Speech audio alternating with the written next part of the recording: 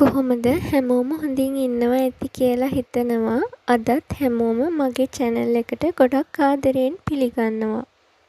අද මේ වීඩියෝ එකෙන් මම කතා කරන්න යන්නේ මගේ පුතා ලැබෙන්න ඉන්නකොට සහ ලැබුණාට පස්සේ එයාව බලා ගන්නකොට මම මුහුණ දීපු ගැටලු සහ මම ඒවට පිළියම් හොයාගත්තු විදිහ ගැනයි.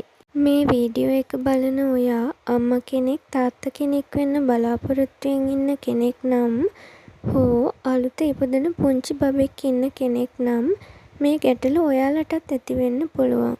ඉතින් මං හිතනවා ඒවට හොඳින් මුහුණ දෙන්න මේ වීඩියෝ එක තවත් කෙනෙකුට පිටිවහලක් වේවි කියලා. ප්‍රෙග්නන්සි එකේ ඉඳන් මේ වෙනකම් මගේ අත්දැකීම් මම වචන වලට පෙරලන්න හිතුවේ ඇත්තටම මේක ගොඩක් අමාරු කාලයක්. ඒ කාලය සතුටින් පහු කරන්න තවත් කෙනෙක්ට හයියක් වෙන්න ඕන කියලා හිතුන නිසායි. අපි විවාහ වෙලා සතියකින් විතර වගේ මගේ රැකියා ස්ථානයට ආසන්න ප්‍රදේශයක ඇනෙක්ස් එකක් අරගෙන අපි ඒකේ පදිංචියට ගියා. දෙන්නෙක් විවාහ වුණාම තමන් පදිංචි ප්‍රදේශයේ මිඩ්වයිෆ් මිස්ස දැනුවත් කරන්න ඕන. එතකොට එයා ප්‍රදේශයේ මාතෘ ළමා සායනේ ඉෂ්ට කරගන්නවා. එතනදී විවාහ ජීවිතය සාර්ථකව පවත්වාගෙන යාම සඳහාත් පවුල් සැලසුම් සඳහාත් අවශ්‍ය උපදේශන සේවා ලබා දීම සිදු කරනවා. මම ඒකට ඕන ෆෝම් සෙට් එකකුත් ගෙනාවා. ඒත් මට රෙජිස්ටර් වෙන්න බැරි වුණා. මොකද මගේ පදිංචි ස්ථානයේ මාරු වීම සහ රැකියාවේ කාර්යබහුලත්වය නිසා. විවාහ වුණ දෙන්නෙක්ගේ ඊළඟ බලාපොරොත්තුව තමයි කවද්ද අපි ළඟට පුංචි පැටියෙක් එන්නේ කියන එක. ඒ සුභාරංචියත් එක්කම අපිට ශාරීරික සහ මානසික අපහසුතාවයන් විශාල ප්‍රමාණයක් දරා ගන්නට වෙනවා. මම රජයේ ප්‍රධාන රෝහලක හෙද සේවාවේ නිරත වෙනවා. මම ප්‍රෙග්නන්ට් කියලා දැනගන්න දවස්වලත් එක දිගට 24 ඩියුටි 4ක් කරලා හිටියේ. ඉතින් වෙනදට වඩා මගේ ඇඟට දැනුනේ තෙහෙට්ටුවක්, නිදිමතයි, ලොකු බඩතැවිල්ලක් තිබුණා. හරියට බඩගිනි ආවා.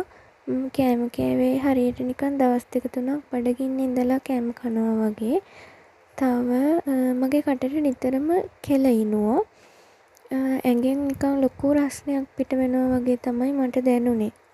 මම හිතුවේ එක දිගට වැඩ කරලා මහන්සි නිසා ඇඟට ඒ වගේ අපහසුාවක් දැනෙනවා ඇති කියලයි. දවසක් මම වැඩ ඇරිලා ගෙදර ආවා. මට වොෂ් එකක්වත් දාගන්න පුළුවන් වුණේ නැහැ. කලන්ති ගතියක් දැනෙන නිසා එහෙම මම නිදාගත්තා. මම හස්බන්ඩ් එක්ක මේ විස්තර කිව්වාම එයාගේ ස්ටාෆ් එකේ අකලත් එක්ක කියලා තිබුණා. ඉතින් ඒගොල්ලෝ කිව්වේ සුභාරංචියක් වෙන්න ඇති චෙක් කරලා බලන්න කියලා. එදා ඉතින් හස්බන්ඩ් ගෙදර එනකොට HCG ස්ට්‍රිප්ස් ගෙනත් තිබුණා. ඇත්තටම මම ප්‍රෙග්නන්ට් කියලා හිතුනේවත් නැහැ. පීරියඩ්ස් පරක් වුණාට මට සැකෙහිත් වෙන්න දෙයක් වුණේ නැත්තේ. මට පිළිවෙලට දින 28න් පීරියඩ්ස් හදන කෙනෙක් නොවන නිසා දැන්ම බබෙක් හදනවා කියලා ප්ලෑන් එකක් තිබුණේ නැති වුණාට මම මැරි කරපු දවසේ ඉඳලම හැමදාම ෆෝලික් ඇසිඩ් අරගත්තා. අපි ළඟට දරු පැටියෙක් කවදා ආවත් ආදරෙන් බාර ගන්න බලාගෙන තමයි අපි දෙන්න හිටියේ.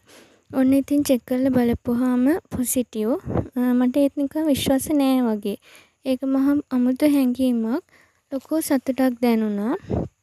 මම හස්බන්ඩ්ගෙන් ඇහුවේ අපි දැන් මොකද කරන්න ඕනි කියලා ඉස්සෙල්ලම.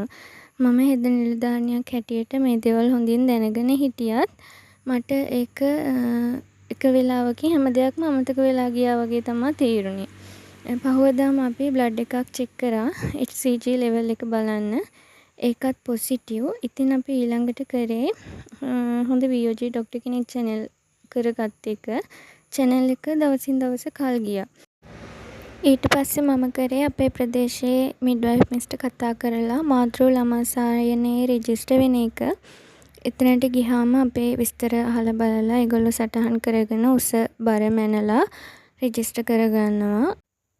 අපි post prandial blood sugar, full blood count, urine full report කියන පරීක්ෂණ තුන පිටින් කරගන්න ඕන.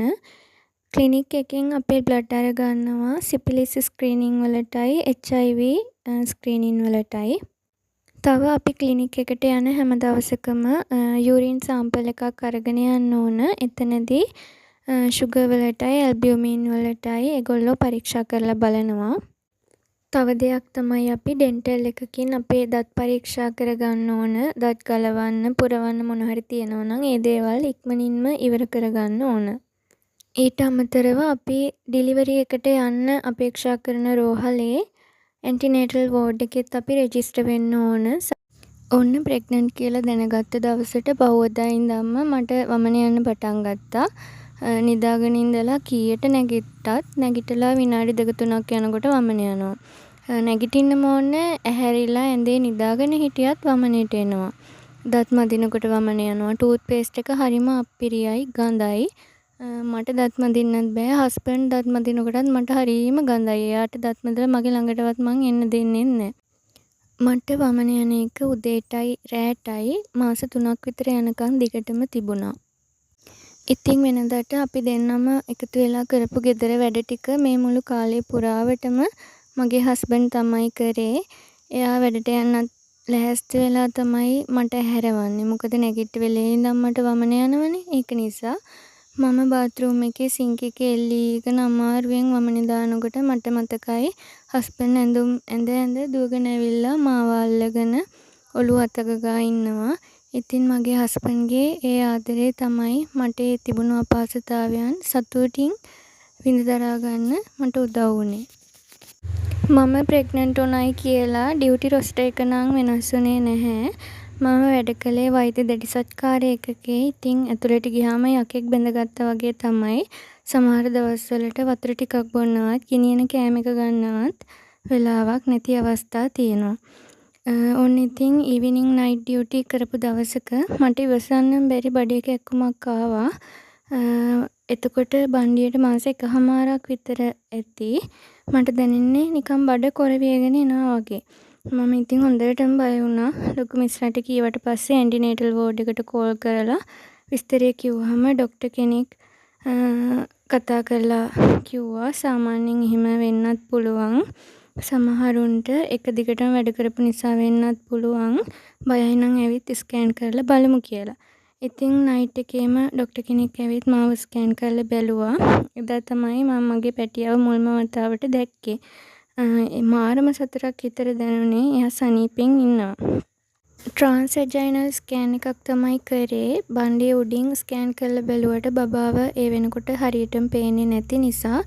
ඉතින් පහුවදා බලනකොට පුංචි ලේ බිඳු 2-3ක් තැවිලා තිබ්බ ඇඳුම් වල. හැබැයි ෆ්‍රෙෂ් බ්ලීඩින් නෙවෙයි. මං ආයෙමත් බය වුණා. අහන්න පුළුවන් හැමෝගෙම කෝල් කර විස්තර ඇහුවා. එහෙම වෙන්නේ බබා ගර්භාෂයේ තැන්පත් වෙනකොට පුංචි රුධිර වාහනයක් වෙලා තිබුණොත් ඒවා ආසන්න කාලයේදී එළියට එන්න පුළුවන්ලු. දිගටම බ්ලීඩ් වුණේ නැති නිසා ඒක එතනින් ඉවර වුණා. ඔන්න තවත් 24 ඩියුටි කරපු දවසක නයිට් එකේ වැඩ ටික ඉවර වෙලා මම උදේ වොෂ්රූම් ගියා. ගිහින් බලනකොට බ්ලීඩින්. මගේ ඇස් දෙකට කඳුළුත් පිරුණා. මම ඉක්මනට ඇවිල්ලා මිස්ලට කිව්වා. එතකොට මගේ බණ්ඩියට මාස 2කමාරක් විතර ඇති. ලොකු මිස්ට කිව්වහම මිස් ඉක්මනට වෝඩ් එකට කෝල් කරලා මාව යවුවා. ඊට පස්සේ ස්කෑන් කරලා බලපුවාම පැංච සනීපෙන් ඉන්නවා. ඒත් බ්ලීඩින් දිගටම තියෙන නිසා මට ටැබ්ලට් එකක් ගන්න දුන්නා. එහෙම වෙන්නේ අපේ ඇඟේ හෝමෝන් චේන්ජස් එක්ක සමහර විට බබාගේ වර්ධනයට තරම් අවශ්‍ය හෝමෝන නැති වුණොත් බ්ලීඩ් වෙන්න පුළුවන්ලු. ඒ නිසා තමයි ටැබ්ලට් එකක් එක දිගටම ගන්න කියලා මට දුන්නේ. කොහොම හරි ටැබ්ලට් එකත් එක්ක බ්ලීඩින් නැවතුණා. ඔන්න ඉතින් VOG ડોක්ටර්ට දාපු channel එක කල් ගිහින් මට යන්න අවස්ථාව හම්බුණා. එතෙන්ට ගිහින් ડોක්ටර් ස්කෑන් කරලා බැලුවා. අපිට බබාව පෙන්නුවා. හાર્ට් බීට් එකත් අහන්න දුන්නා. ඊට පස්සේ දිනපතා ගන්න ඕන විටමින්ස් ටික දුන්නා. මගේ බණ්ඩියට මාස 4ක් විතර වෙනකොට දවසක් මම දවල් ඩියුටි ඔෆ් වෙලා බස් එකට යන්න හෝල්ට් එක ගාවට ඇවිදන් යනකොට මාව වැටිලා තිබුණා. කලන්තයක් හැදෙන්න එන බවක්වත් මට දැනුනේ නැහැ. ඉතින් දැක්කයි මාව එතනින්ම හොස්පිටල් එකට ඇඩ්මිට් කරා. කෝල් එකක් දීලා එන්න කියන්නත් හස්බන්ඩ් වැඩ කරන හොස්පිටල් එක ගොඩක් දුරයි. අම්මලාත් ළඟක නෑ. ඒගොල්ලොත් ගොඩක් දුර ඉන්නේ. ඉතින් එදා තරම් මම අසරණ වුණු දවසක් තවත් නම් මට මතක නැහැ. ඉතින් ICU එකට කතා කරාම මිස්ලා ඇවිත් මං ගැන බැලුවා. වෝඩ් එකේ ඇඩ්මිට් කරලා දවස් 4ක්ම මට ඉන්න වුණා. මොකද මගේ ඔළුව වැදිලා තිබ්බා. සහ මගේ හાર્ට් බීට් එකේ පොඩි වෙනසක් තිබුණා. ඉතින් ඒවට පරීක්ෂණ කරා. එදා ඉඳන් නිතරම වගේ මට කලන්තේ කැරකිල්ල හදවත වේගයෙන් ගැහෙන එක තිබුණා. ඉතින් ඒක මට ලොකු පීඩනයක් වුණා. මගේ වැඩ ටික කරගන්නත් බැහැ. තනියම යන්න එන්නත් බැහැ. ඉතින් මගේ හස්බන්ඩ් සහ මගේ ස්ටාෆ් එකේ අය මට ඒ කාලෙදි පුදුම විදිහට උදව් කරා. ඒ ආදරණීය හදවත්වලට අනේක වාරයක් ස්තුතියි. ඒ අය නිසා මම අමාරුවෙන් හරි මගේ රැකියාව කරගත්තා. ඔන්න ඔය වගේ ප්‍රෙග්නන්සි එකේදී සමහර අම්මලාට එක එක විදිහේ කොම්ප්ලිකේෂන්ස් එන්න පුළුවන්. ඒකට හේතුව තමයි අපේ ඇඟේ හෝමෝන් චේන්ජස් ගොඩාක් වෙනවා. ඒවත් එක්ක විවිධාකාරයේ කොම්ප්ලිකේෂන්ස් අපිට එන්න පුළුවන්. ඒක නිසා හැම අම්මා කෙනෙක්ම වෙනදාට වඩා Tamanට වෙනසක් දැනෙනවා නම් ඒ ගැන හොඳ අවබෝධයෙන් ඉන්න ඕන. ඒ වගේමයි හස්බන්ඩ් සහ ගෙදර හැමෝම අම්මා කෙනෙක්ව හොඳින් බලා ගන්න ඕන. එයාට සහයෝගය දක්වන්න ඕන. බන්ඩියට සති 20ක් විතර වෙනකොට පැංචා දඟලනවා දැනෙන්න ගත්තා. ඉතින් හරීම සතුටුයි. මම එදා ඉඳන් නිදහසේ ඉන්න හැම වෙලාවකම බන්ඩි අත ගගා බබාට කතා කරනවා ආදරෙන්. මම කතා කරේම සුදු මහත්තයෝ කියලා. ඉතින් අපේ හස්බන්ඩ් ඕක ඇහෙන හැම වෙලාවකම කියනවා එහෙම කතා කරන්න එපා, දුව ඩිංගක් හිටියොත් එයාට දුක හිතෙයිනි කියලා. ඒත් මට හිතුනේම ඉන්නේ පුතෙක් තමයි. ඔය විදිහට දවසින් දවස ගෙවිලා ගියා. සායන වලට වෙලාවට සහභාගී වුණා. විටමින්ස් ටික හරියට ගත්තා. පණ්ඩියට සති 25 දී ස්කෑන් එකෙන් ජෙන් එක මොකක්ද කියලා කිව්වා. ඉතින් ඇත්තටම මට හිටියේ මම බලාපොරොත්තු වුණා වගේම පුතු පැටියෙක්. බණ්ඩිය ටික ටික ලොකු වෙනවා. දැන් වෙනදා වගේ සැපට නිදා ගන්න බෑ. කොයි අතකටවත් හැරිලා ඉන්න බෑ. වෙනදාට වඩා වැඩි වතාවක් වොෂ්රූම් යන්න ඕන වෙනවා. එක එක කෑම ಜಾති කන්න ආස හිතෙනවා. මට පුදුම විදිහට දාඩිය දාන්න ගත්තා. හැඳුමක්වත් ඇඳගෙන ඉන්න බැරි තරමට. ඉතින් එකම පාටකට තිබුණ මගේ ඇඟ බෙල්ල අත් යට මූණත් එක්ක කළු වෙලා බණ්ඩියේ හැමතැනම ස්ටිච් මාක්ස් ඇවිල්ලා කකුල් බෙර කොටන් වගේ ඉදිමිලා ඇවිදින්නෙත් නිකන් පාත්තෙක් වගේ. බිමට නැමිලා වැටිච්ච දෙයක්වත් මට අහුල ගන්න අමාරුයි. ඉතින් මගේ හිවණැල්ල වගේ ළඟින් ඉඳගෙන මට හයියක් උනේ මගේ ආදරණීය හස්බන්ඩ්. ඔය වගේ අපහසුතාවයන් ගොඩක් එක්ක තමයි ඉතින් මගේ ඒ කාලෙම ගෙවිලා ගියේ. හස්බන්ඩ්ගේ රැකියාවේ කටයුතුත් එක්කන් එයාටත් හැමදාම මගේ පස්සෙන් වැටිලා ඉන්න පුළුවන්කමක් තිබුණේ නැහැ. ඒත් පුළුවන් හැම වෙලාවකම එයා මගෙත් එක්ක හිටියා. දැන් පැංච දඟලනවා හොඳට පේනවත් එක්කන් එයා අපේ කටහඬ හොඳට අඳුරනවා. කතා කරනකොට හැම වෙලේම දඟලනවා. එයාට අපි සින්දු දාලා දුන්නා, පිරිත් අහන්න දුන්නා, ඒ වගේ දේවල් කරා. ඉතින් ටික ටික මගේ අසනීප තත්ත්වයක් වැඩි වුණා. ඒවත් එක්ක අපිට ඇනෙක්ස් එකේ ඉන්න පුළුවන් වුණේ නැහැ. මොකද හස්බන්ඩ් නැති වෙලාවට මම තනියම මට තනියම වැඩට යන්න එන්නත් අපහසුයි. ඒවත් එක්ක අපි ටෙම්පරරි ට්‍රාන්ස් එකක් හදාගෙන හස්බන්ඩ්ගේ ගෙවල් ළඟ හොස්පිටල් එකට ආවා. හස්බන්ඩ් වැඩ කරෙත් ඒ හොස්පිටල් එකේ. ඉතින් මට ඒ හොස්පිටල් එකේ පරිපාලන අංශයෙන්ුත් වාට්ටුවල වැඩ කරපු සියලුම දෙනාගෙනුත් ලොකු සහයෝගයක් හම්බුණා. ඉතින් මම මේ හැමෝමත් ආදරයෙන් මතක් කරන්න මේක අවස්ථාවක් කරගන්නවා. අම්මා කෙනෙක්ට මාස 7 දී අඟුලිමාල පිරිත කියනෝනේ. ඉතින් මම කොළඹ හිටපු නිසා ඒක අපිට කරගන්න බැරි වුණා. ගෙදර ආවට පස්සේ එතකොට බණ්ඩියට මාස 8ක් වගේ. ඊට පස්සේ තමයි අපි පිරිත් කියෙව්වේ. අපි කොළඹින් ආපු නිසා ඩිලිවරි එකට ආපහු රෙජිස්ටර් වුණ හොස්පිටල් එකට යන්න අමාරුයි. ක්ලිනික් වලට යන්නත් අමාරුයි. ඒක නිසා ගෙවල් ළඟ හොස්පිටල් එකේ ආයෙමත් රෙජිස්ටර් වුණා. ඒ හොස්පිටල් එකේ කන්සල්ටන්ට් කෙනෙක්ව චැනල් කරලා ඒ වැඩ ටික කරගත්තා. මට ඩිලිවරි එක වෙනකම්ම වැඩට යන්න වුණා. මොකද මට නිවාඩු තිබුණේ නැහැ. මම ගොඩක් වතාවක් හොස්පිටල් ඇඩ්මිට් වෙලා මගේ මෙඩිකලුත් ඉවර වෙලා තිබුණේ. නෝපේ යන්නත් බෑ. මොකද මට අලුතින් පත්වීම හම්බුන නිසා සේවය ස්ථිර කරලා නැහැ. ඒවත් එක්ක ඉතින් මම අමාරුවෙන් වැඩට ගියා ඩෙලිවරි එකට කලින් දවස වෙනකම්ම. ගෙදර හිටපු කාලේ පුරාවටම අම්මයි තාත්තයි මාව බලාගත්තේ පොඩි දරුවෙක් බලා ගන්නවා වගේ. ඉතින් උදේට හස්බන්ඩ් එක්ක වැඩට යනවා. හවසට ගෙදර ආවේ ස්ටාෆ් බස් එකේ. ඉතින් මම බහින තැනට අම්මයි තාත්තයි දෙන්නම එනවා. තාත්තා මගේ බෑග් එක ගන්නවා. අම්මා මගේ අතින් අල්ලගෙන ගෙදරටම එක්ක යනවා. කෑම එක, කිරි එක හදලා ළඟටම ගෙනත් දෙනවා. ඉතින් ඒ වගේ මගේ පවුලෙන් මට ලොකු සහයෝගයක් හම්බ වුණා. ඒව නිසා තමයි මම සතුටින් මගේ වැඩ ටික කරගෙන ඒ අපහසුතාවයන් ඔක්කොම විඳ දරාගෙන හිටියේ. ඉතින් ඔය අතරේ හස්බන්ඩ්යි මමයි බබාට ඕන බඩු ටිකත් හිමීට ලැහැස්ති කරගත්තා. ඔන්න එක දවසක උදේ ඉඳන් බබා දඟලනවා ටිකක් අඩුයි. එදා මම වැඩ ඇරිලා ගෙදර ඇවිත් ආවට පස්සෙත් කරන්න පුළුවන් හැම දෙයක්ම කරලා බැලුවා බබා දඟලනවද කියලා. මම කරේ පැත්තකට හැරිලා නිදාගත්ගෙන බණ්ඩි අත ගෑවා. යාට කතා කරා. සින්දුවක් දාලා බැලුවා. අයිස් කැටයක් බණ්ඩිය උඩ චුට්ටක් පිරිමැදලා බැලුවා. ඒත් බබා දඟලන්නේ නැහැ. ඉතින් මම හස්බන්ඩ්ට කතා කරලා කිව්වම එයාත් ගෙදර ආවට පස්සේ අපි ඉක්මනට channel එකක් දාගෙන ડોක්ටර් ළඟට ගියා. ඔන්න ડોක්ටර් ගාවට ගිහින් වාඩි වුණා විතරයි බබා දඟලන්න ගත්තා. එයා ওই වගේ අපිව බය කරලා තියෙනවා ගොඩක් වතාවක්. ඉතින් ડોක්ටර් කිව්වේ එක දිගට පැය දෙකක් බබාගෙන් කිසිම චලනයක් දැනෙන්නේ නැත්නම් ඉක්මනට හොස්පිටල් ඇඩ්මිට් වෙන්න කියලායි. එදා ස්කෑන් කරලා බලලා අපිට ඩෙලිවරි එකට ඩේට් එකක් දුන්නා. කලින් දවසේ ඇවිත් උදේ 8ට කලින් හොස්පිටල් එකේ ඇඩ්මිට් වෙන්න කියලා. බබාව ගන්නේ C-section එකකින් කියලා ડોක්ටර් ඩිසයිඩ් කරලායි තිබුණේ. ඉතින් මේ කාලේදී මට නිතරම කොණ්ඩේ කැක්කුමක් ආවා. ඒක ඇවිල්ලා විනාඩි 2-3කින් නැති වෙලා යනවා. බබාගේ හොස්පිටල් බෑග් එකයි මගේ හොස්පිටල් බෑග් එකයි ඒ වෙනකොටත් හදාගෙනයි තිබුණේ. ඉතින් හොස්පිටල් ඇඩ්මිට් වෙන්න කලින් දවසේ මගේ අම්මලාත් ආවා අපේ ගෙදර. එයාලත් එක්ක කළුතර බෝධියට ගිහින් පුංචියට බෝධි පූජාවක් එහෙම තියලා අපි ගෙදර ආවා. ඉතින් පහුවදා උදේම ලෑස්ති වෙලා උදේ 8ට කලින් අපි හොස්පිටල් එකට ගියා.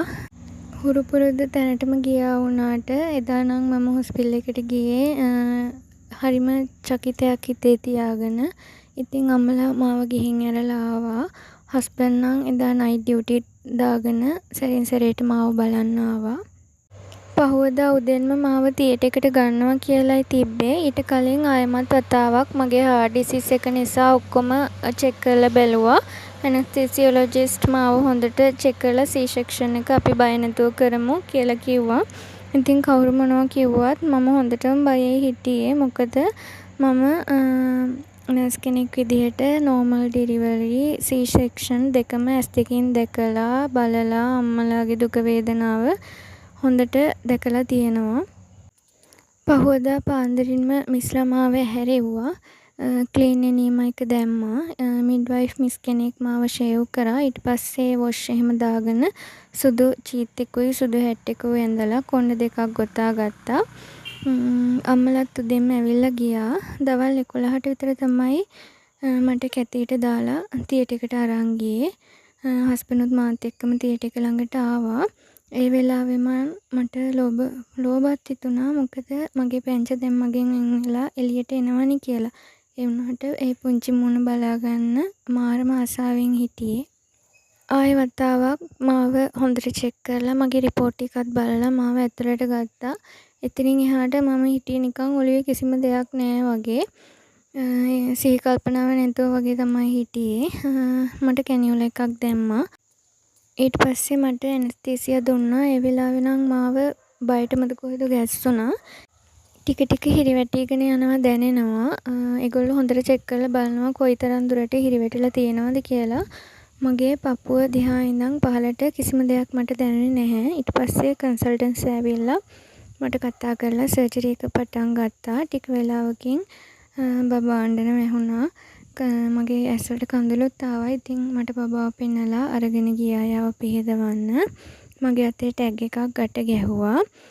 ඔන්න ඊට පස්සේ එතන තියටර් එකේ වැඩ ටික ඉවර වෙලා මාව රිකවරි රූම් දැම්මා. ඔන්න ඒ වෙලාවේ මගේ බ්ලඩ් ප්‍රෙෂර් ඩ්‍රොප් වෙන්න ගත්තා. බ්ලීඩ් වෙන ඒවා මිස්ලා ඇවිල්ලා ක්ලීන් කරනවා පේනවා. බබා හොඳටම අඬනවා. මිස් කෙනෙක් බබාව අරන් ඇවිල්ලා කිරි පෙව්වා. මට වමන යන්න එනවා. පපුවේ පහළටම හිරි වැටිලා නිසා මට වෙනද වගේ වමන කරගන්න බෑ. කට දෙපැත්තෙන් බේරෙනවා.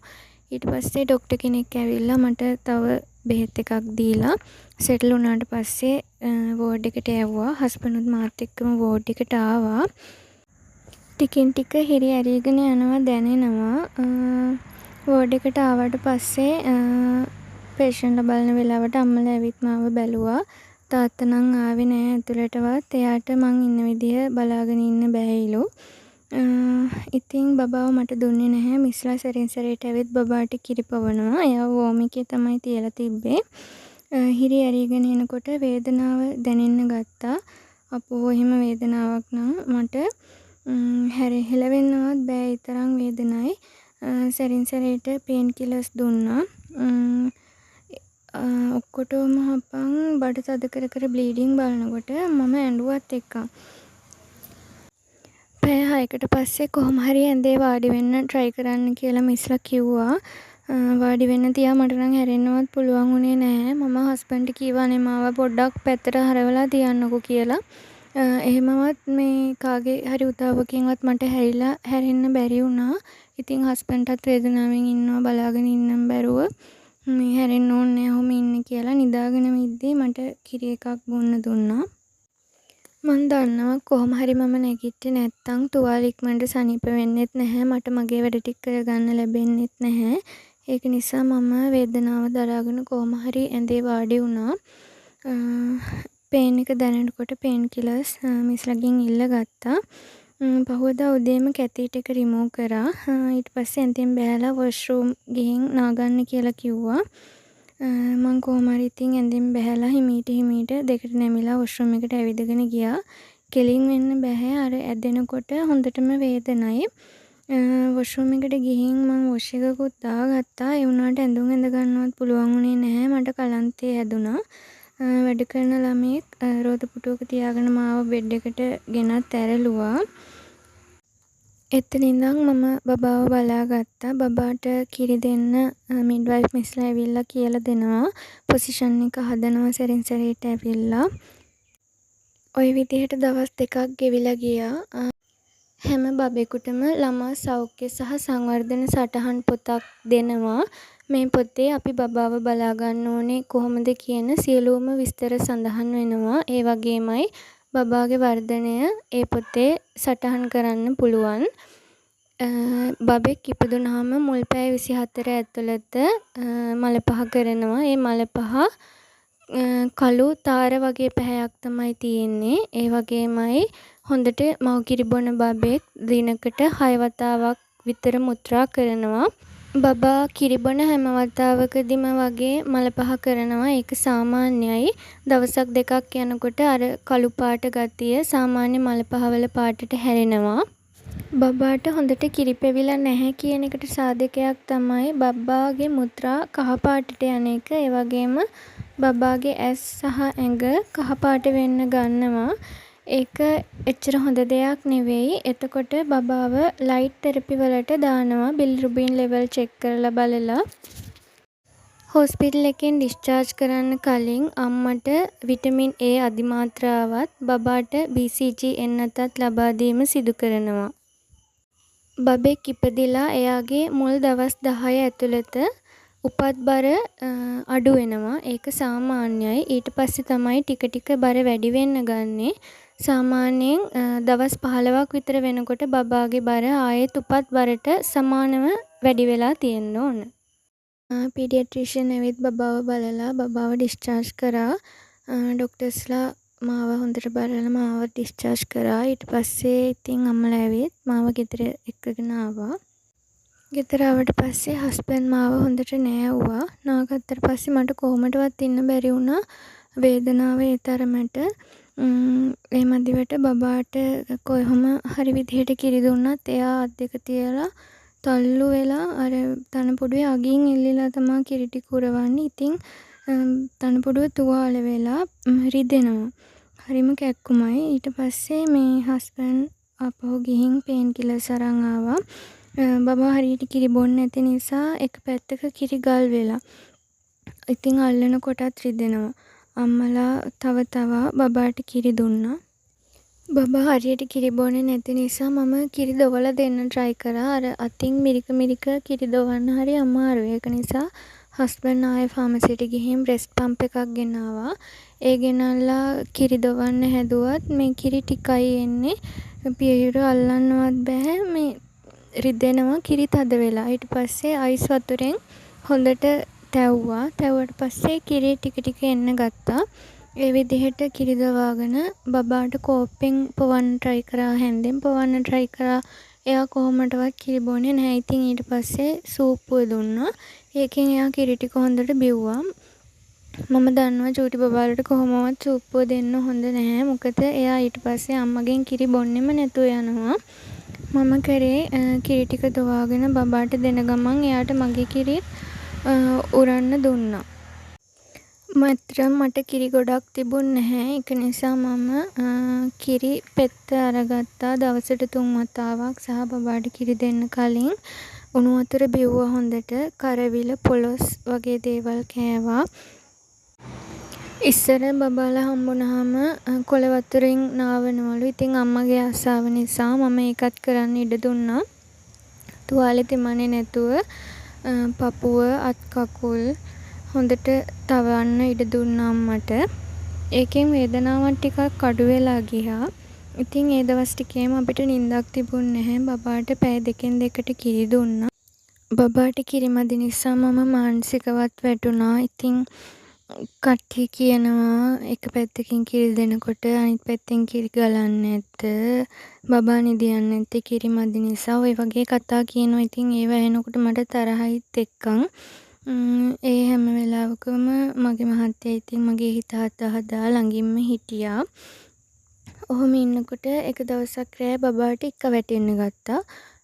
ඒක එක දිගටම ඉක්ක වැටෙනවා හරියන්නේම නැහැ. ඉතින් බයත් එක්කන් මොකද කරන්න කියලා දන්නේ නැති නිසා රෑම මිඩ්වයිෆ් මිස්ට කෝල් කරා. මිස්ගෙන් අපෝ මිස් කිව්වා අපිට වගේම තමයි බය වෙන දෙයක් නැහැ. බබාට කිරි බොන්න දෙන්න. නැත්තම් නිකනුත් හරියනවා කියලා. මම කිරි බිබී ඉන්නකොට ඉක්ක වැටෙන එක හරි ගියා. එයාට නිතර ඉක්ක වැටෙන්න ගත්තා. ඊට පස්සේ ඒක සාමාන්‍යයි කියලා තමයි කිව්වේ. ඔය අතර මිඩ්වයිෆ් මිස් කීප සැරයක්ම ඇවිල්ලා බබාවයි මාවයි බලලා ගියා. ඔහොම ඉන්නකොට හස්බන්ඩ් මාව හොඳට බලා ගන්නවා. අම්මලා තාත්තලා මට හොඳට සැලකනවා. ඉතින් ඒ මොන වුණත් මට අන්තිමට ඒක ආවත් රුස්සන්න නැතුව ගියා. කතා කරත් තරහ යනවා. අම්මලා ඇවිල්ලා බබාව ගන්නවට කැමතිත් නැහැ. මං එයාලටත් බයිනවා අතේ තියාගෙන ඉන්න එපා කියලා. මට මොකක් වුණාද කියලා මටම තේරෙන්නේ නැහැ. ඉතින් මට මගේ ගෙදර යන්න ඕනේ කියලා රණ්ඩු කරා. ඉතින් හස්බන්ඩ් කැමති වුණේ නැහැ. මේ මටත් සර්ජරි එකෙන් පස්සේ අමාරුයි. බබාවත් පොඩි නිසා අරන් යන්න. ඒත් මේ මම කරදර කරන හන්දම මාව අම්මලාගේ ගෙදර ගෙනත් ඇරලුවා. ඔය දවස්වල බබාගේ ඇඟේ රතු පාට බිබිලි වගේක් එන්න ගත්තා. කට්ටිය කීවේ ඒවා රත බිබිලි කියලා. කොහොඹ කොළ, වදමල්, රත්මල් එකට දාලා තම්බලා ඒ වතුරෙන් බබාව නෑවුවා. එතකොට හරියනවලු. ඒත් අපේ බබාගේ නම් අඩු වුණේ නැහැ. ටික ටික වැඩි වුණා. ඒක නිසා අපි පීඩියාට්‍රිෂියන් කෙනෙක් channel කරලා බබාව පෙන්නුවා. එයා ડોක්ටර් නම් කිව්වේ බය වෙන දෙයක් නැහැ. ඒක සාමාන්‍යයි. ටික දවසකින් අඩු වෙලා යනවා. හොඳට බබාව නාවන්න කියලා කිව්වා. සාමාන්‍ය වතුරෙන් තමයි නාවන්න කියලා කිව්වේ. ඉතින් ওই වෙලාවේ බබාගේ බර කිරුවා. බර කිරුවාම හොස්පිටල් එකෙන් ඩිස්චාර්ජ් කරනකොට තිබ්බ බරටත් වඩා ග්‍රෑම් 60ක් බබාගේ බර අඩු වෙලා. ඉතින් ડોක්ටර් හිතුවේ බබා හරියට කිරි බොන්නේ නැතුව ඇති කියලා. මට ඒ වෙලාවේ බබාට කිරි දීලා පෙන්නන්න කියලා කිව්වා. ඒ වෙලාවෙ ඉතින් බබා හොඳටම නිදි. මෙයා කිරි බොන්න තියා එදියා බලන්නේවත් නැහැ. ඊට පස්සේ ડોක්ටර් හොස්පිටල් එකේ කිරි කාමරයට කෝල් කරලා මාව එතනට යවනවා කියලා එතන හිටපු මිස්රටත් කිව්වා. මං ඊට පස්සේ හොස්පිටල් එකේ කිරි කාමරයටත් ගියා. එතනට යනකොටත් බබා හොඳටම නිදි. ඉතින් පැය දෙකක් විතර එතන හිටියා බබා හැරෙනකන් ඉඳලා. ඇරුණාට පස්සේ බබාට කිරි දීලා පෙන්නුවා. ඒ වෙලාවේ නම් බබා හරි පොසිෂන් එකට ඉඳලා හරියට කිරි උරලා බිව්වා. ඉතින් මට උපදෙස් දුන්නා විනාඩි 20ක් එක පැත්තෙන් එක දිගටම කිරි දෙන්න. දීලා මදි නම් ඉතුරු පැත්තෙන් කිරි දෙන්න කියලා. මම ඉතින් බබාට දොවලා කිරි දෙන කතාවත් එතනදී කිව්වා. මට බැන්නත් එක්ක සූපුවෙන් කිරි දෙනවා කිව්වහම මට ඒගොල්ලෝ කිව්වේ සම්පූර්ණයෙන්ම මගේ කිරි දොවලා බබාට දෙන්න. එහෙමත් නැත්නම් බබාට මගේ කිරි උරන්න දීලා ඉතුරු වෙන ටික දොවලා තියාගෙන ඊළඟ සැරේ කිරි බීලා ඉවරුනහම ඒ දොවාගත්තු ටික බබාට බොන්න දෙන්න කියලා. ඒ වෙනකොට බබාට දවස් 15යි.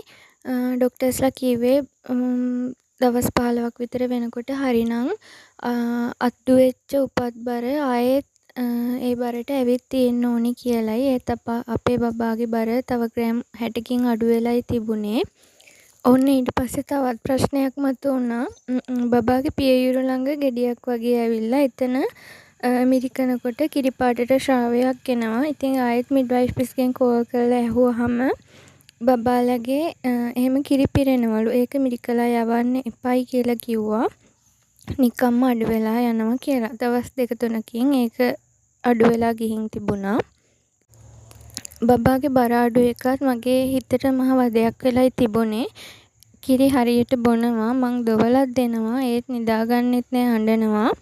හස්බන්ඩ්ත් වැඩට යන්න ඕන නිසා මාව ගෙනත් ඇරලා ගියා. මම හැම වෙලේම ඉතින් අඬාම තමයි හිටියේ. හස්බන්ඩ් මතක් කරත් අඬනවා. ඉතින් මේ අම්මලාට බලාගෙන ඉන්න බැරුව මාව අපහු හස්බන්ඩ් ළඟට ගෙනිහින් ඇරලුවා. කොහොම හරි මාසයක් ওই විදිහට ගෙවිලා ගියා. මාසෙන් බර කිරන්න ගියාම බබාගේ බර තිබුණේ උපත් බරමයි. හරිනම් බබාගේ තිබුණු බරත් එක්ක ඒ වෙනකොට ග්‍රෑම් 600ක් බර වැඩි වෙලා තියෙන්න ඕනි කියලායි කිව්වේ. එතනින් පස්සේ මම තවත් මානසිකව වැටුණා. එතනදී මට ෆිල් කරන්න ෆෝම් එකක් දුන්නා. ඒකේ අහලා තිබුණු කරුණු තමයි පහුගිය සති කිහිපය තුළ වේදනාවෙන් හිටියද, ඇඬුවද, ගෙදර අයත් එක්ක තරහ ගියාද, පසුතැවීමෙන් හිටියද, ඔය වගේ කරුණු ටිකක් තමයි අහලා තිබුණේ. ඉතින් මට නම් ඒකේ අහලා තිබුණු කරුණු හැම එකක්ම තිබුණා. ඒත් මම අර ලැජ්ජාවට ලකුණු කරේ නැහැ. ඒකෙන් ඇත්තටම බලන්නේ අම්මා කෙනෙක්ට ප්‍රෙග්නන්සි එකෙන් පස්සේ සයිකියාට්‍රික් ඉෂුස් එන්න පුළුවන්. එහෙම තත්ත්වයක් තියෙනවද කියලා තමයි ඒගොල්ලෝ ඇනලයිස් කරලා බලන්නේ මේ විදිහට. මං ගෙදර ඇවිල්ලා හස්බන්ඩ් එක්කත් ඒ විස්තර ඔක්කොම ටික කිව්වා. මට මේ විදිහට හිතෙනවා මං ඒත් ඒකේ බොරුවට තමයි ලකුණු කරේ කියලා. ඉතින් හස්බන්ඩ් මුලින්දම මාව තේරුම් අරගෙන හැම දෙයක්ම එයා දරාගෙන හිටියා. මගේ පැත්තෙන් මට සහයෝගය දීලා. ඉතින් ඒ නිසාම තමයි මට ලොකු පීඩනයක් නැතුව ඒ විදිහට ගොඩ එන්න පුළුවන් වුණේ. ඉතින් එදා මම හස්බන්ඩ්ගෙන් ඇහුවා අපි බබාට ෆෝමියුලා එකක්වත් දීලා බලමුද එයාගේ බර වැඩි වෙන්නේ නැති නිසා කියලා. ඉතින් ඒගොල්ලොන්ටත් කියාගන්න බැරුව තමයි ඉඳලා තියෙන්නේ. මගේ හිත රිදෙයි කියලා නැහැ කවුරුත්. ඒ වෙලෙම ඊට පස්සේ අපි ડોක්ටර් කෙනෙක්ට කතා කරලා හොඳ ෆෝමියුලා එකක් අහගෙන බබාට ෆෝමියුලා එක ගෙනල්ලා හදලා දුන්නා. එයා ප්‍රශ්නයක් නැතුව ඒක බිව්වා. මම ඊට පස්සේ මගේ කිරි වේලට අමතරව එයාට ෆෝමියුලා එකත් හදලා දුන්නා නියමිත ප්‍රමාණයට. බබාට සූප්වෙම තමයි දුන්නේ. එයා මේ සූප්වෙන් බොනවා. මගේ කිරි අතෑරියෙත් නැහැ. ඒකත් හොඳට උරලා බොනවා. සමහර නම් කියනවා බබාට සූප් හුරු වුණාම අම්මගේ කිරි බොන්නේ නැහැ අතාරිනවා කියලා. පිටි කිරි හුරු වුණාමත් එහෙම කිරි බොන්නේ නැතුව අතාරිනවා කියනවා. ඒ වුණාට අපේ බබාට දැන් මාස 4ක්. එයා තවමත් මගේ කිරි හොඳට උරලා බොනවා සහ පිටි කිරි එකත් බොනවා. ගොඩක් අය කියනවා බබාට කිරි පිටි දුන්නාම සෙම එනවා කියලා. මමත් පොඩි කාලේ අම්මගෙන් කිරි බීලා තියෙන්නේ මාසෙයි. ඒත් මට නම් එහෙම ඉෂුස් මුකුත් නැහැ. මගේ කිරි විතරක් බීපු කාලේ බබාගේ ඇස් දෙක එහෙම කහපාට වෙලයි තිබුණේ. අපි නිතරම උදේ ලාහිරු එළියට එහෙම ඇල්ලුවා. ඒත් හරි ගියේ නැහැ. බබා චූකක්ක දාන එක නම් සාමාන්‍ය විදිහට තිබුණා. මේ කිරි එක දෙන්න ගත්තට පස්සේ එයාට අර හයිඩ්‍රේෂන් එක වැඩිනේ. ඒක නිසා වෙන්නේ නැති හොඳට චූ දානවා. දවසට 12 පාරක් විතර වගේ චූ දානවා. ඇස් දෙකේ තිබුණු කහ පාටත් ඇරිලා ගියා. බබාගේ ඇඟත් හොඳට හැදීගෙන එනවා කියලා අපිට බලනකොට තේරුණා. බබාගේ බර අඩුව තිබුණ නිසා මාස 1කමාරින් ආයෙත් බර කිරන්න එන්න කියලායි තිබුණේ. ඒ බර කිරන්න ගියාම බබාගේ බර નિયમિත මට්ටමට ඇවිල්ලා තිබුණා. ඉතින් ඒ වෙලේ තමයි මගේ හිතට සහනයක් දැනුනේ. ඊට පස්සේ සාමාන්‍ය විදිහට කාලය ගෙවිලා ගියා. බබාව අපි හැමදාම නෑවුවා අවුව තියෙන වෙලාවට 10ට විතර වගේ තමයි නෑවුවේ. හවසට ඇඟ සීදුවා. උදේට මූණ අත් දෙක පොඩ්ඩක් වතුර ටිකකින් පිහ දැව්වා. මාස 2 බෙහෙත් එක විද්දා. එදා නම් බබා හොඳටම ඇඬුවා. අතටයි කකුලටයි තමයි බෙහෙත් එක විදින්නේ. එයාගේ අත් කකුල් එයාම හොලවගෙන එයාම අඬනවා. අපිට නලව ගන්නවත් බැරි තරම් හයියෙන් අඬනවා. පැය 6කට විතර වගේ පස්සේ එයාට ෆැරන්හයිට් අංශක 102ට විතර වගේ උණ ගත්තා. ඊට පස්සේ අපි බර අනුව පැරසිටමෝල් දුන්නා.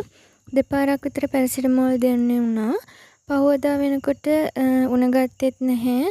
අත් කකුල් වල වේදනාව අඩු වෙන්නේ නැති. ඒක නිසා බබා ඇඬුවෙත් නැහැ. දවසකට විතර පස්සේ අපි හුරු පුරුදු විදිහට බබාව නාවලා තියාගත්තා.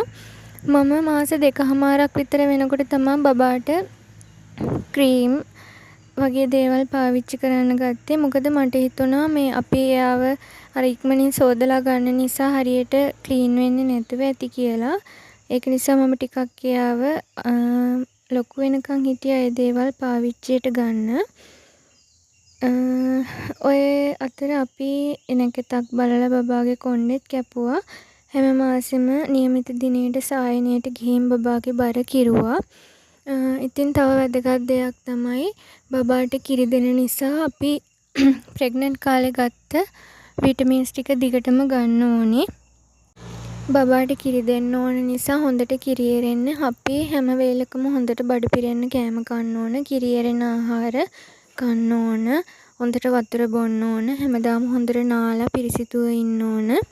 තව සීස කරපු අම්ම කෙනෙක් නම් ඒ තුවාලේ හොඳට පරික්ෂම් කරගන්න ඕන. තෙත මාත්තු කරලා බබාගේ චූ කිරි ගෑවෙන්න පුළුවන්. එතකොට හොඳට පිරිසිදු කරලා තෙත මාත්තු කරලා පිරිසිදු ඇඳුම් ඇඳලා පිළිවෙලට ඉන්න ඕන. ඒ අදාළ ඇන්ටිබයොටික්ස් වෙලාවට ගන්න ඕන.